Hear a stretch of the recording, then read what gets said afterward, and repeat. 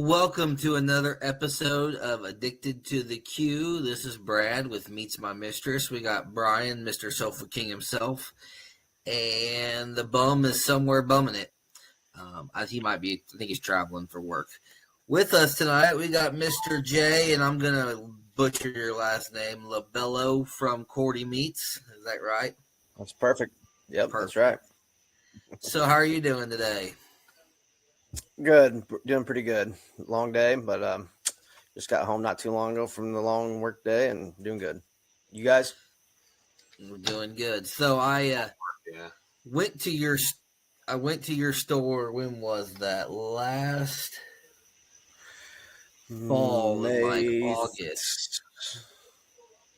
May 7th, May 3rd, something like that. And then I came into it in March. And there was a little bit of a size difference. So you want to walk us through, when did you decide to expand? Why did you decide to expand? So we've been operating out of a 13,000 square foot building since 1969, which is bought by Kyle's parents at that time, which Kyle's my brother-in-law. He's the owner of Korte Meats, him and his sister.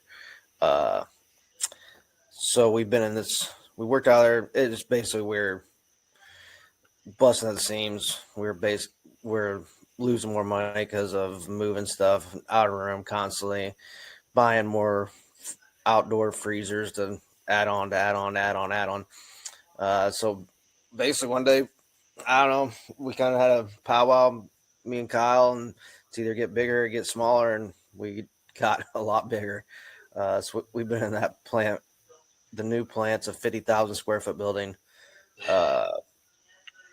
October we moved into it, so going on 7-8 months around there. It seems like a blur actually, but the first few months obviously was pretty rough and a lot of learning curves, especially coming from where we came. And there's times where I work side by side with a guy, and all of a sudden I don't see that guy for a whole 8-hour shift. It's just weird.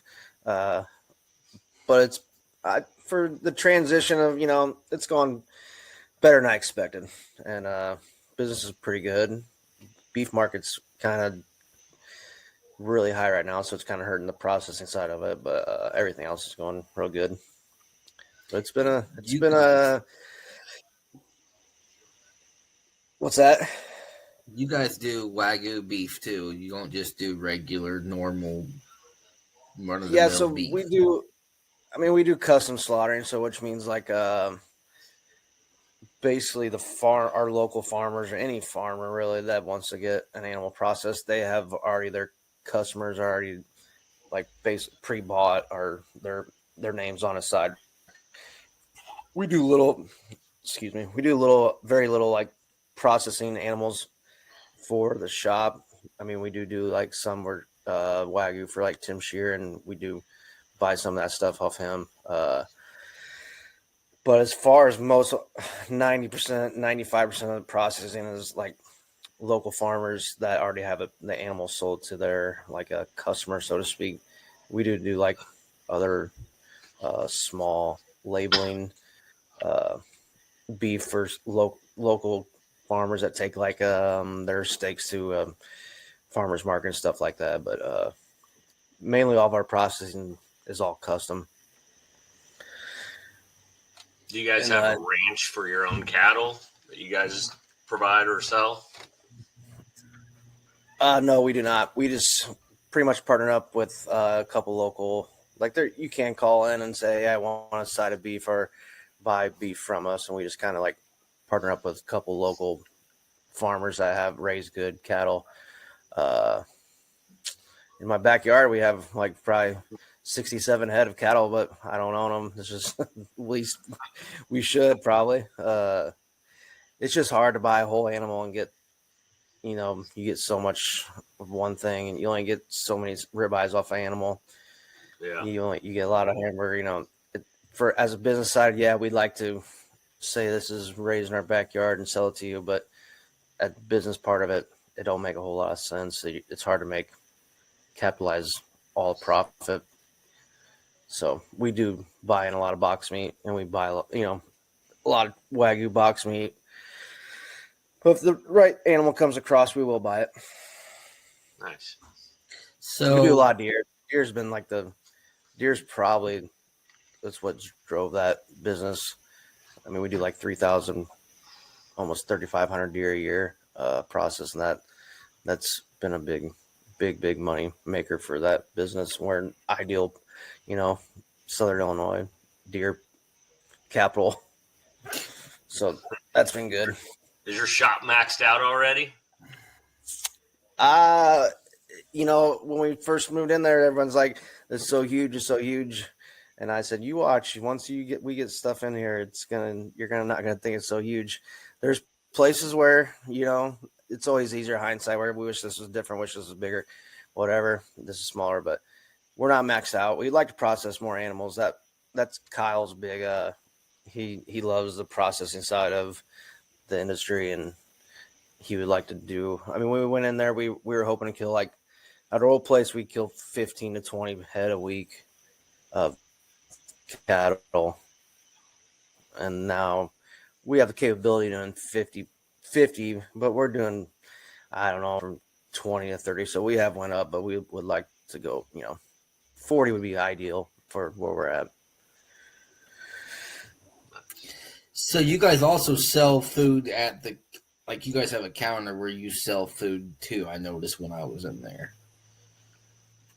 Yeah, and that's kind of like the kitchen part's very new to us. It's still a very learning curve for us because that's one of the things that was added on that we didn't do at the old place. But it seems to be the kitchen's going pretty well. It's definitely paid off. We got that banquet room where we had them awards in when you're up there. But yeah, full deli. From going from one building to the next building, it's just so the amount of space is crazy, and it's sometimes hard to use your imagination to fill it. And we're finding that out, but yeah, it's definitely learning.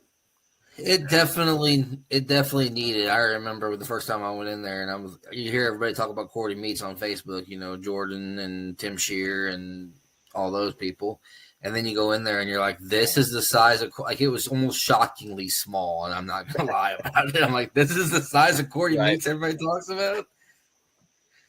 Right. No, yeah, it was definitely needed. Yeah, it was almost embarrassing. And at the time, I've been there for 25 years. At the time, I really didn't think too much of it. And then when we got in this building, as we were like moving stuff over, you come back and the old building's kind of getting less and less shit in there, and you're just like, how the hell did we work in this place? Like, it's just, you almost like, why were we here that long? But I mean, it did its purpose, and I think that's hanging on to that longer is why we're at where we're at now. So it was a good building. I'm glad to see it gone. So let's talk about the grand opening. That place was packed. You had a heck of a crowd there. I was pretty blown away by the amount of people you had. I anticipated a pretty good crowd, but yeah, it shocked me at times too. I mean, there's times where I was kind of running back and forth and running through that retail area, and just hard to get through that retail area, which there's that many people. I was like, holy shit. I guess that's when I realized how many people was there. But it was definitely cool, and glad everybody came out and supported, and it was couldn't ask for, other than the rain, I didn't think it was that bad. I mean, it could have been worse, but yeah, it was fun. It turned out well. Fun and successful. It was very successful, it seemed like. I did see, for those people that are curious, you do have Wagyu brisket flats that are trimmed already that are very reasonably priced compared to the entry point of most Wagyu. When I go up there to cook for the next master contest, that's where I'm definitely getting the flat from. Yeah, because I don't want to be tempted to turn burnt ends in, so I'll just cook the flat. Yeah, you're not the only one that says that, but yeah. So we carry Snake River Golds this year, and we actually tomorrow I have a different Wagyu brisket coming in, which I'm kind of excited about. I'm hoping it looks and comes to what expectations are, but we'll see. It's an Australian Wagyu, but so right now it's Snake River Golds, flats, and points, and I'm on like our 6th pallet of briskets this year. Last year we went through like 17 pallets of briskets and trimming every one of them. I mean, I can't believe the guys, they just want trim flats. So it's almost a full-time job, kind of like the old Mr. Brisket on thighs. It's kind of like me on briskets, which he can have them thighs. Yeah. But it's been good. It's been crazy. Like, I don't know. We got into the barbecue world probably 10 years ago, and it's pretty cool how it's where it started and where it's, going now, and how much supplying some of the best teams in the world, with Janky Leg to Myron Mixon to Tim Shear to Heath Riles. I always say it don't matter how big your name is. I try to treat everybody like they're the Heath Riles or they're the next Myron Mixon. It's kind of my deal. It cracked me up whenever we had Janky Leg on the show, and the whole time he kept just saying, that was before this Royal win, I'm nobody. I'm just a barbecue nobody. I think that night after he won, we found out he won the Royal, I texted him. I said, I think you're a little more than a barbecue nobody now. But he still acts like that. I talked to him this year at the Royal, and he was still it's just how he is. Yeah. You guys, I'm glad he's on our side. A quick pause to thank our sponsors, King Louie Meat Apostle, Barbecue Rub, our charcoal of choice, The Good Charcoal Company, the best drums on the market, Hunsaker Drums, OG Bandits Barbecue and Catering, our instant read thermometers, Warhorse Trading Company, Rum Runners Barbecue out of Florida, Butcher Barbecue. Now back to Brad, Brian, and the bum. I want to know if you did barbecue comps. He said the other day that he's better at helping people than he is at actually cooking them. Mm-hmm. No, he has Wagyu brisket for like $110 for a decent sized flat. I'm like, I'm just gonna go that route when I do. I might do that. If he ships it, I might do that. Oh yeah, he ships it. He knows what he's looking for when he trims it. So yeah. And then he has pork collars there, just the collar part. Oh, nice. See, I like keeping the points because I just ran 4 points for burn ends just for me for at home, and I vacuum sealed them. And yeah, I don't know. I've tried Wagyu point. I can't do it. I can't get it rendered down enough for burnt ends. Oh, I just let that sucker go till it's butter. I mean, literally, it was probably a 6-hour cook for 4 points. Shouldn't be, but it was. I was like, I don't care. And they were good. You gonna come back on there? Is he emailing you, texting you? I haven't. Let me check. I haven't.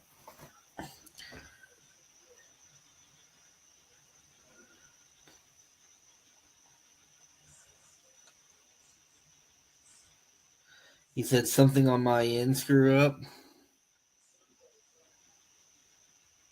Ask him if he's got it plugged in.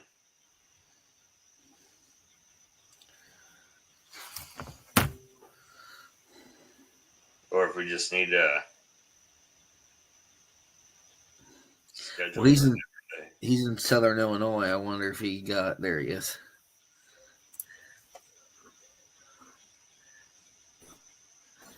Well, he's trying. There he is.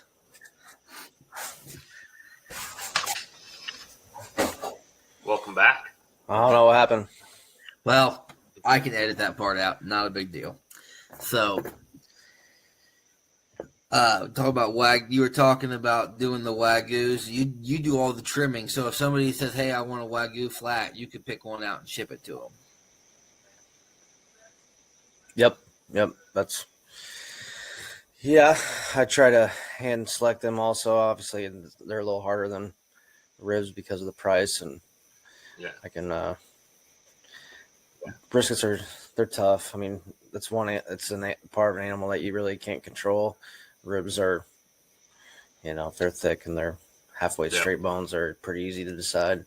But once you start trimming a bunch of briskets, it's like, and a lot of people are like, well, what's the size of the flap? Like, well, it's it is what it is. I try to trim like out a bigger one. We have a lot of good customers that pay the higher end for Wagyu briskets, like the smaller ones where I can offload them. So that's nice. What kind of pork are you guys running?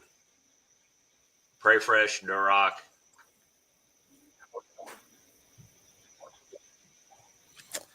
So we have mainly Prairie Fresh Primes, Prairie Fresh Naturals on the ribs,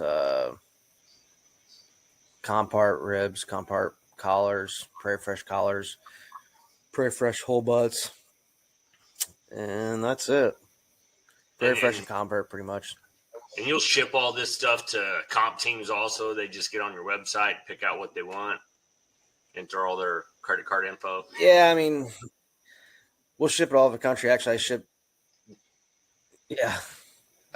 we'll ship all over the country. I shipped to Canada. This week was the first time through customs, which is kind of a little bit of a pain in the ass, but it worked out. That's crazy. The extra paper you have to fill out. Yeah, the commercial custom invoice and all that stuff. But yeah, they can basically call the shop 618-654-3813. I have pretty good girls that work in the office that understand the process. They've took a lot off my shoulders of which I like to talk to guys that order, but unfortunately my time is very limited of trying to get other stuff done. But just call in there. Actually, I run the Korte Meats barbecue competition page, so I see all that on Facebook Messenger. A lot of guys put in orders to that. I try to keep my cell phone number off the grid, but a lot of guys get that too. Probably a good idea for that. Anyway, they'll find me. They'll find you no matter what. Yeah. That's what I always say. The way social media is, they can track anyone down. Oh yeah. Now Which you is run fun. I think barbecue that's what page. separates. You run the barbecue page. Do you guys compete at all on your own too? Like SCA, KCBS? Me and Kyle will do a couple backyards, like local backyards. We've done that for probably 5 or 6 years. We do like 2 a year. We just, I don't know, have fun with it. Nothing. Yeah. I have done a few SCAs. Marty Plute's local to us, which he's like one of the best SCA steak cooks. So I had an idea of like, I'm gonna follow him around. Details go into it, and I'm like, yeah, this ain't for me. But my boys got into SCA, Kids Q and stuff like that, and he's done pretty well. So we try to do a little bit. Basically, we try to just support local comps, and hopefully they support us in return, and it's fun. It's a good time to get out and. I enjoy it. Nice. He told me at the day I was there that. How long you been? How long we What's been that? cooking? Sorry. How long have you been cooking? Yeah, how long you guys been barbecuing? Or yeah. Backyard about 10 years. Comp about what's it been 4 about? You mean at home and backyard? Yes, at home in my backyard. Me, I did about 8 years of comps. Took about 14 years off, and now I'm 3-4 years back into comps again.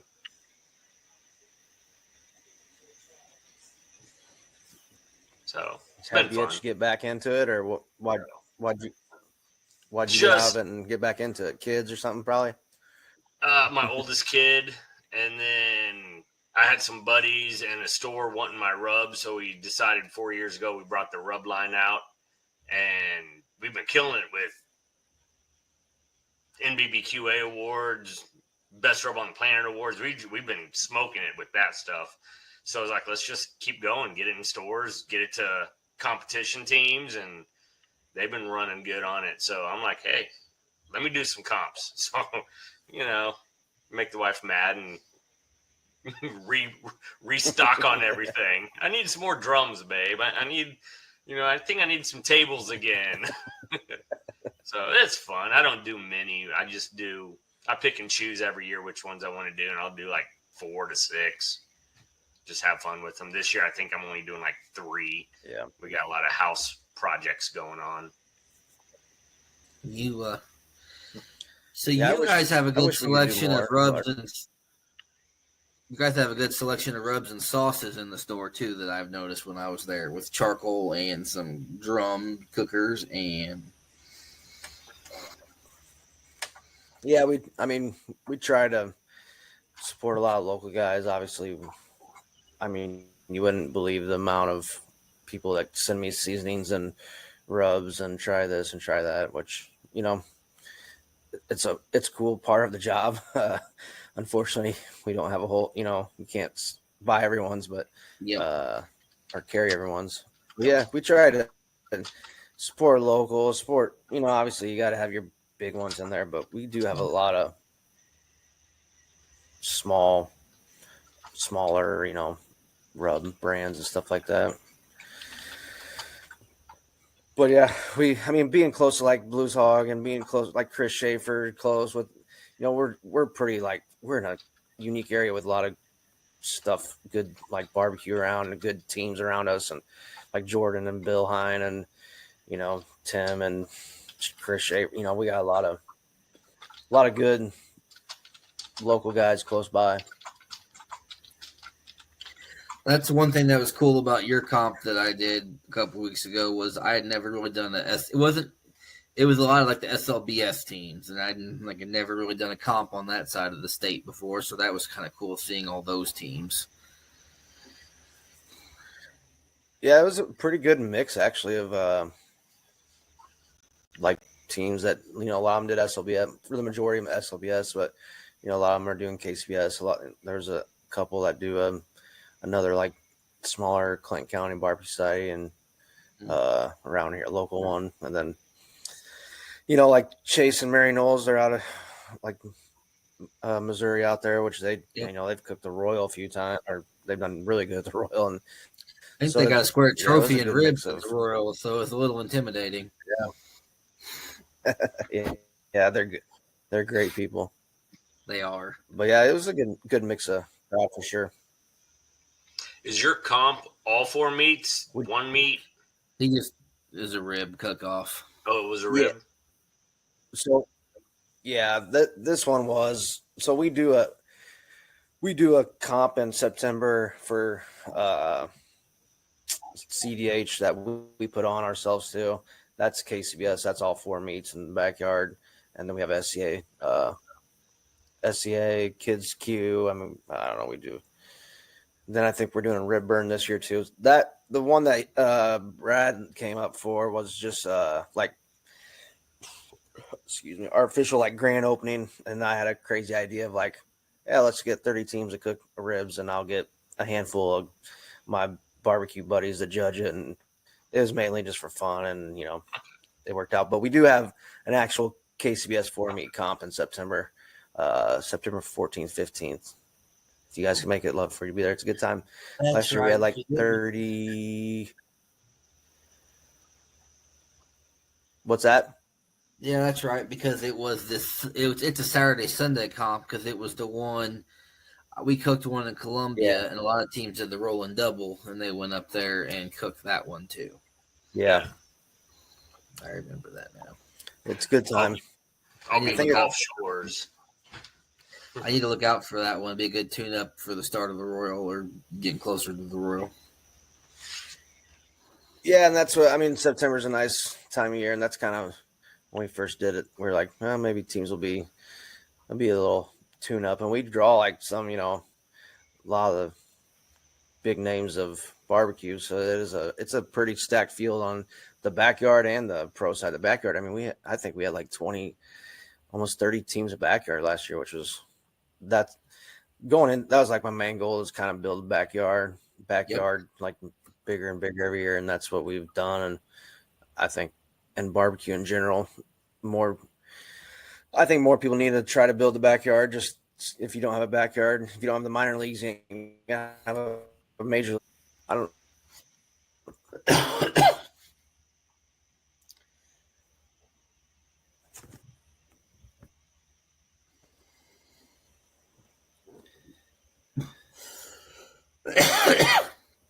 All right, cool. So I get my coughing out. Yeah, I remember Tim Shear came out of retirement last year and showed us both up on both days for that contest and the one in Columbia. I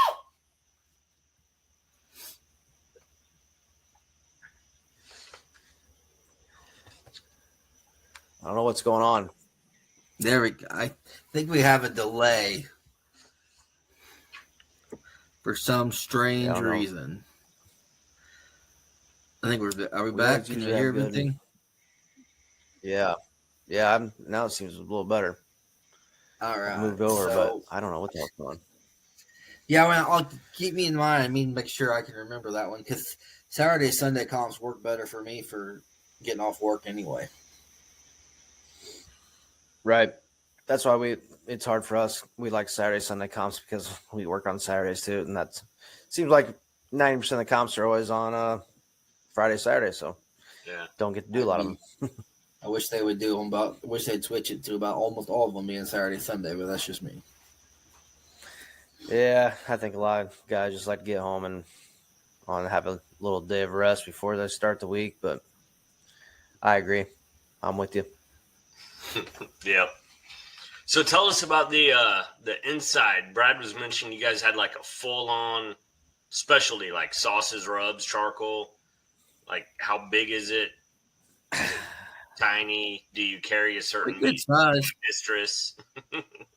That's in there. That's in there. I mean, we got like a little barbecue zone. I'd say it's probably a 15 by 20 area. We got some gateway drums, Smoking Brother pellet smoker.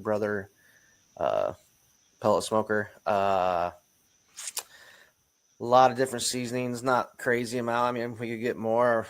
I would like to get more eventually. I'd like to fill a whole wall up with seasonings. And then, I mean, there's just a lot going on. We got booze, we got deli counters, we got fresh meat, frozen meat, island, freezers of meat, a poker or slot machines in there, banquet rooms, kitchen, commercial kitchen, a lot just going on.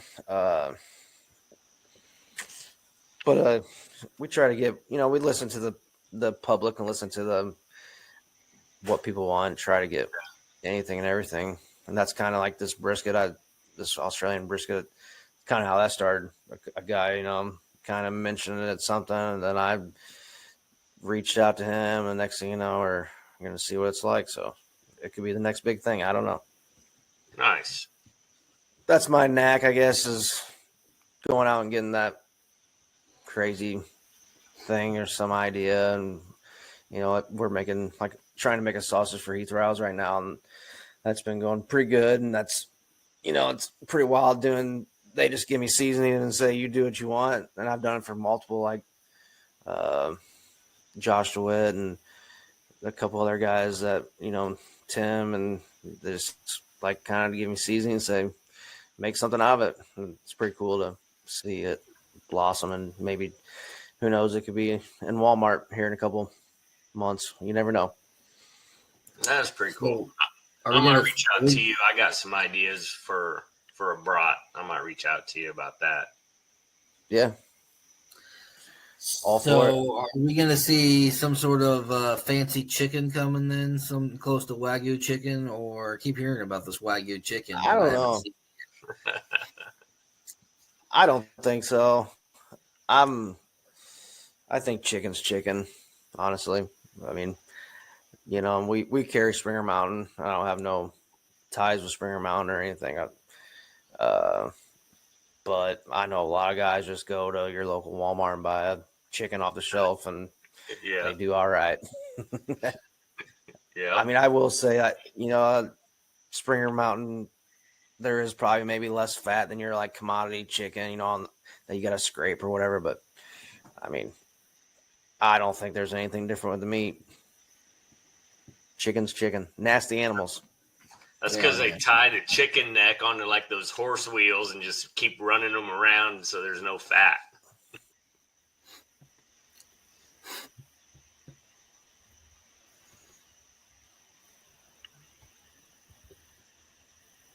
Do they? Yeah. Yeah.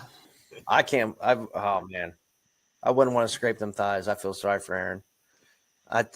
Me and Aaron are pretty. We keep in message each other back and forth, and I always give him shit. I'm like, you couldn't pay me enough money to scrape them thighs. I'm glad he does it though. Yeah.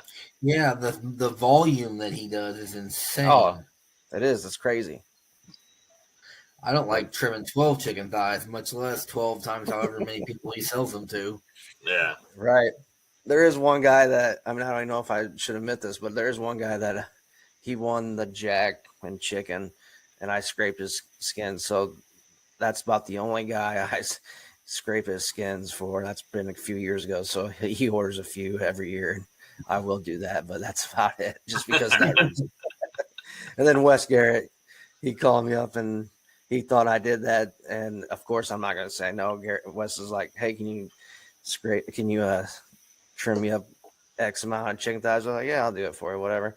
And then he realized I didn't do that really like for anybody, and he felt bad. And I think they still give him shit about that. Oh, good old West.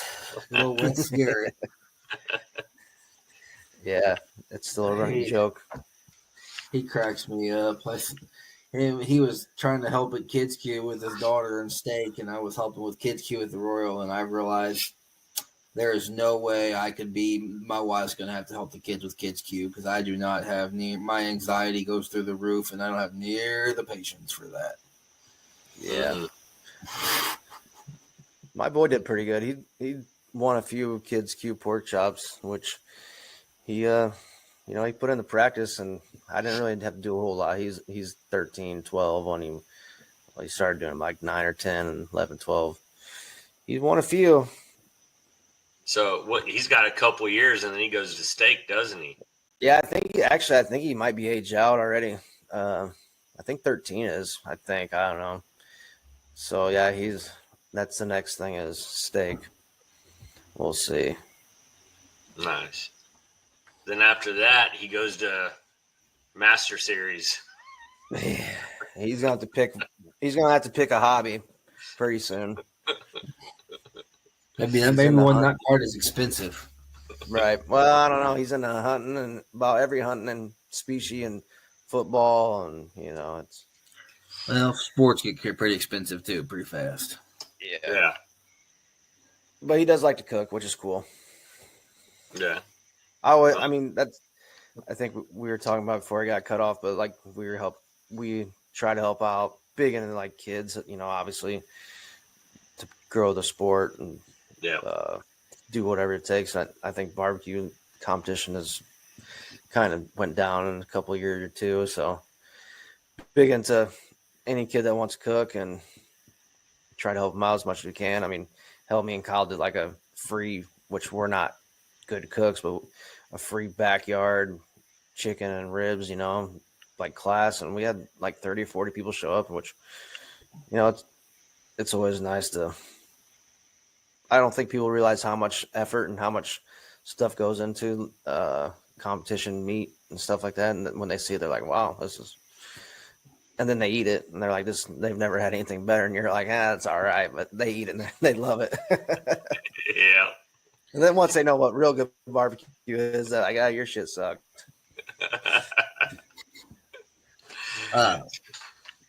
So in the middle of September, I'm going to message you about trimming my chicken for the American Royal, and I'll have Jordan do it.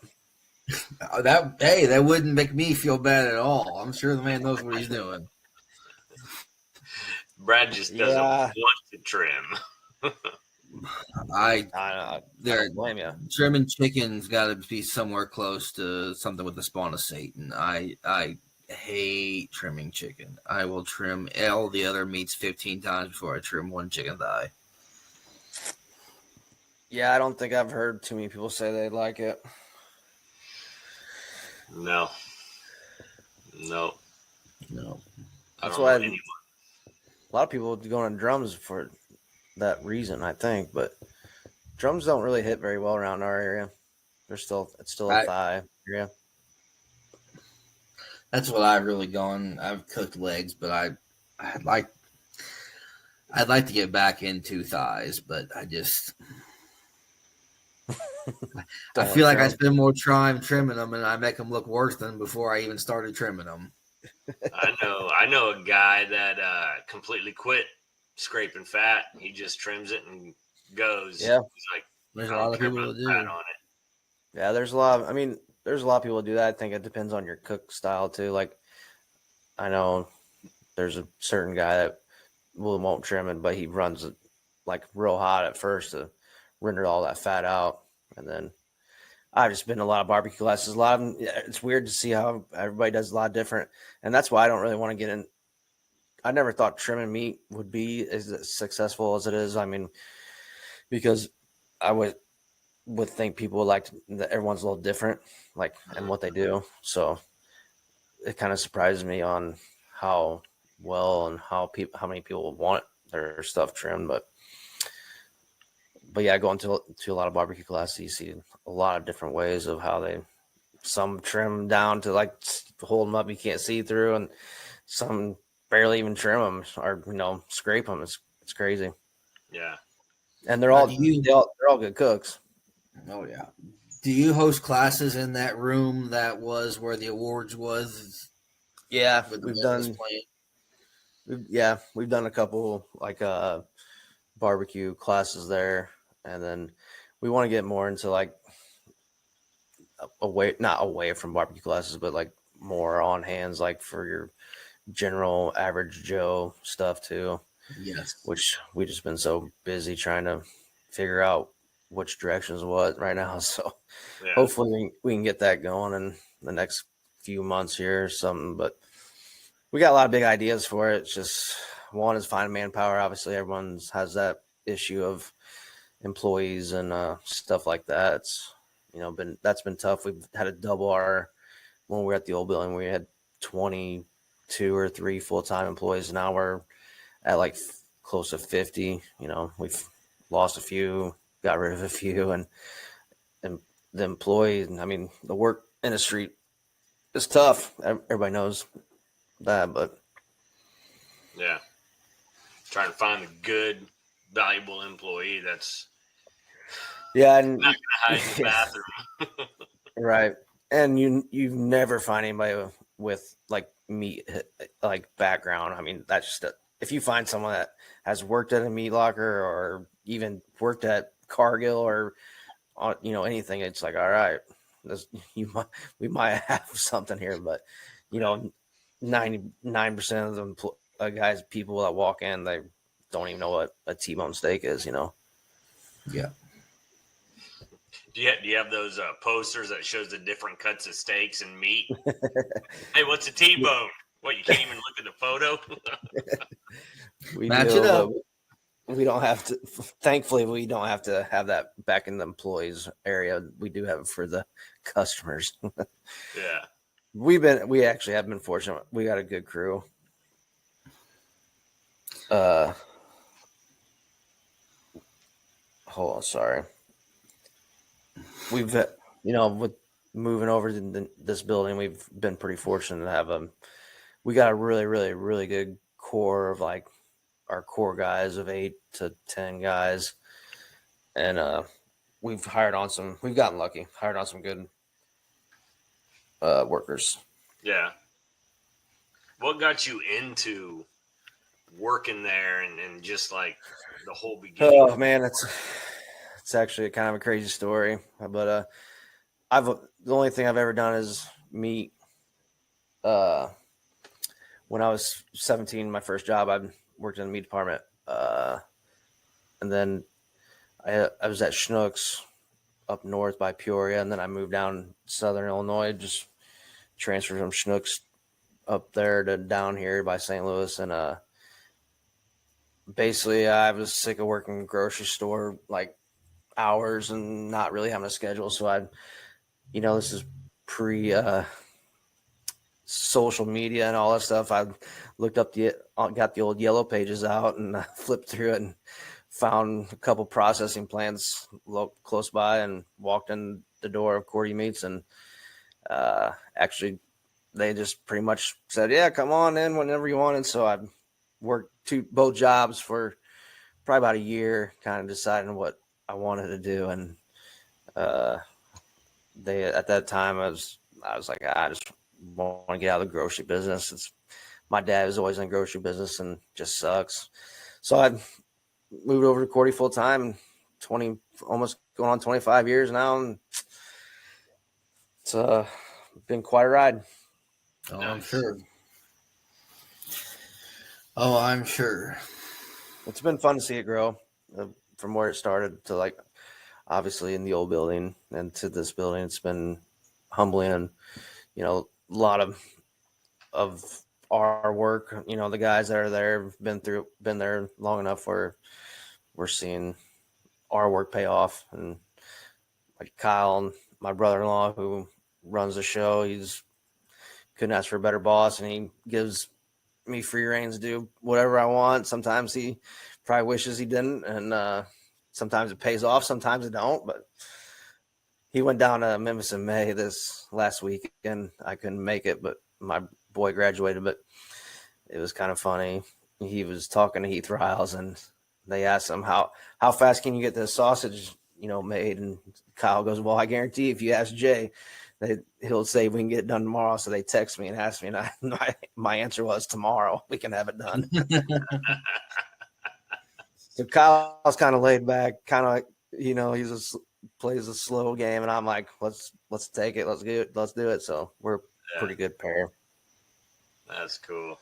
Yeah. I thought you were gonna say something like, yeah, he gets upset when I buy a new Corvette on their dime. No, not that. Not there yet. One day. On the side. I mean, come on. Advertising. That's great. Yeah. That's great. Well, it sounds like you guys have grown and grown, so that's awesome. Yeah. Yeah, that's the plan. I keep on want to grow and grow more. Not just want to stay the same. Want to keep growing. What's your guys' future look like? You got any big plans coming up?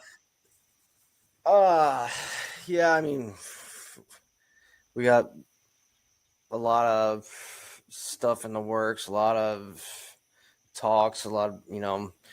We had a meeting with a pretty big just meat distribution this week, and a lot of stuff that could be possible. I don't know. When you talk about them big box stores, everybody thinks like if you get in a box store like a Walmart or whatever, you've made it, or that's like where you want to be. But it's a tough game. I'm sure you might know. Yeah, you're only making like 10 cents on the dollar when you're selling it to those guys. Yeah. Right. I think everybody thinks, well, they're in Walmart, but we're not trying to go for Walmart. We, just local distribution around us and take small steps and see what happens. I mean, we have a very unique products. We like our summer sausage and snack sticks. We still like cook them over open fire, which is very rare. Like most is just all electric smokers, or even liquid smoke, which we don't use. But so we still do the old fashioned way. We hang up like 700 pounds of sausage above two big smoke pots and light fires and let them smoke. It's very rare. You don't see that very often. Yeah, that's the Actually, real way. The guys from Germany who they do our like drying room, which is all like regulated by humidity and stuff. And they told us like we are one of the probably few companies that still like that they know of, which is Kara Smokers, which is a huge company that we still do like that. Which I don't know. Kyle's dad's been doing that since 1969, and that's just what we've been doing, and it's unique, so it's working. Yeah, it works. Now you said you had a deli there. Do you guys do cooked sandwiches also, or just all fresh deli style? Yeah, it's just all fresh deli style. I mean, if someone comes in there and asks for like a deli sandwich, we'll make it for them, but we don't really like advertise that we do. But I mean, in our kitchen, every day our kitchen has like cheeseburgers, hot dogs, brats, and then we have like a special if it's tacos or if it's.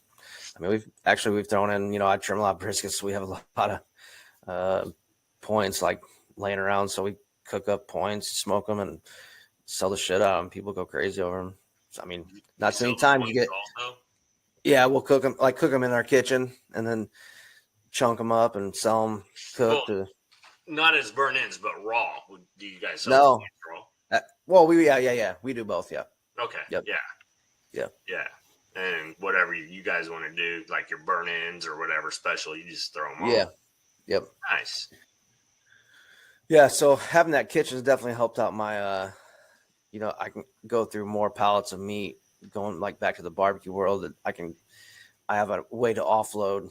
Beforehand, I'd order pallets of ribs, and you're like, at some point, you're like, well, shit, what are we gonna do with all these ribs that aren't really comp worthy, but they're still good. But when you go through so many of them, but now this kitchen's really it's helped me out, helped my inventory brain a little better. I can just all right, cook these 300 ribs up. It's pretty nice to have. Nice. What kind of smoker you guys got there for your cooking side? So on our cooking side, we just have 3 Karis truck smokers. They're just a big, like, it's equivalent to basically just a big pellet smoker. Yeah. It's all ran like wood chips, firebox feeds into it, and everything's regulated on temperatures and stages and humidity and stuff like that. It's not like we don't have like a old hickory or nothing like that. We'll put, like when I say we cook ribs or points, I mean we'll throw 400 or 500 pounds on trucks of carts and we smoke them all at once. The same with ribs. I'll throw them 500 slabs of ribs and throw them on there, and we've got it down pretty good science of how to do it. We've had a lot of good help. Like Tim Shears helped us along the way with cooking programs, and a lot of the Karis workers in Germany, they're very knowledgeable about that stuff, obviously. But it's nice to be able to throw a few, like we can cook, I don't know, 140 butts on one truck. So we can cook like 240 butts at one stop, and that does a lot of pulled pork for us. Yeah. Oh yeah. Yeah. That's a ton. And then the sous vide world, like basically we heat up stuff in our backpack bags and like those points that we'll cook them. I'll cook them and then freeze them, pull them out, and we throw them in 200-degree water. And I mean, they're tender as can be. It's crazy how good that they can just put them in hot water and yeah. That's what I was telling Brad. I just did 4 points on our drum just for me at home. Chopped them all up, a little bit of sauce, threw them in vacuum sealed bags, and threw them in the freezer. Going, I'll pull a quart bag out, boil that sucker, and they're super tender when they're done. Yeah, they are. I mean, they're already done, but warming them back up, it's crazy. Yeah, that part of the world's taken off too. The sous vide, which I don't own one. I've never sous vide a steak in my life, but we sell a lot of them. Huh? Oh, we don't. Yeah, I don't have a sous vide. It's just my pot, boiling water, and my bag that goes in it. Yep. It's a Brian Vay. Oh man! So what do you guys? What do you do for fun when you're not working? Which you obviously work 7 days a week. Big outdoors, man. Me and my boy hunt a lot. whatever sport, whatever hunting. If it's fishing, turkey, duck, geese, deer, we try to do it all. I don't know, outdoors. Yeah. Don't just try to escape from cell phones and all that distraction, social medias, and Yeah. that's been social media. And I mean, it can be good and it can be bad, and just it's pretty tough at times. Oh, I bet. Oh, Any yeah. sports or anything? Yeah, my oldest boy is in hockey, and young middle boys in football. I'm a big sports guy. I mean, I'm 43. I don't really play any sports. I like to watch some, but my daughter's not. She's in a band, but there's I got 3 kids, so there's a lot of running, a lot of doing this, doing that, and then trying to do adult things with my wife and stuff, which tends to be thrown to the side at times. She's a trooper. She lets me if I have to drive to the Royal or go to I was almost thinking might drive to Nashville tomorrow to deliver meat, and I think I got that squash, but I'm hoping. But so yeah, she's invitationals this weekend, right? ACBS Invitationals this weekend. Yep. Yeah, we had a truck kind of not show up when I expected, and hoping it shows up tomorrow morning, and I don't have to drive to Nashville tomorrow. So, Man, if I do, then I guess I'll just have to stay the whole weekend. I don't know. Yeah. It's Why a fun. not? It's a fun contest. It's a fun area. Yeah, I've never been to down there that area or Smoking on the Shores. I know Jason Cole's a good dude. We do business with him, and I always tell him I'm gonna get down there. I just never have. You guys do Smoking on the Shores? No, no, I did the Invitational last year. I didn't do Smoke on the Shores. Yeah. Actually, the last 2 years I did the Invitational. Yeah, I want to get down there.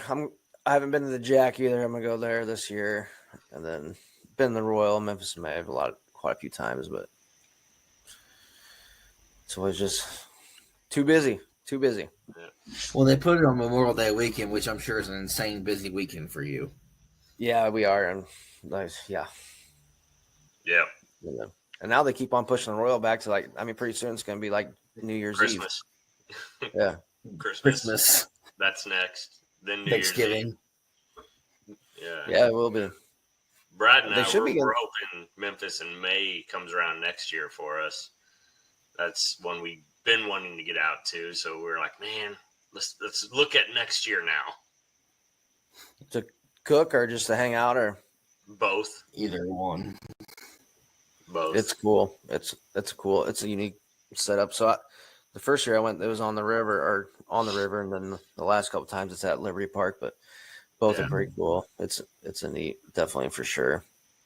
Yeah, like Weekend Bum, Kevin Hesse, our co-part on this, he got one of the RCOAs. He got his golden ticket for the rib cook-off up there at Memphis next year.